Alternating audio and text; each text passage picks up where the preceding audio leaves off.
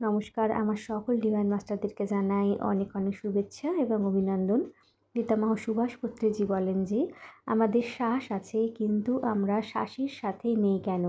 আমাদের মনকে শৃঙ্খলিত করার জন্য ধ্যান অপরিহার্য। আপনার সৃজনশীলতা বাড়াতে ধ্যান করুন। আমাদের চিকিৎসা শাস্ত্রের ঊর্ধ্বে উঠে এক আধ্যাত্মিক জগতে প্রবেশ করতে হবে। তাই আর থাইরয়েড নয়, আর ক্যান্সার নয়, আর কিছুই নয়। আপনার জীবন আপনার উপরই নির্ভর করে। তাই এই জীবনের মূল মন্ত্র হলো তদ্ভাবো তদ্ভাবতি। তুমি যেমন চিন্তা করো তুমি তেমনই পাবে। ধ্যান প্রতিটি প্রশ্নের তাই একটাই উত্তর।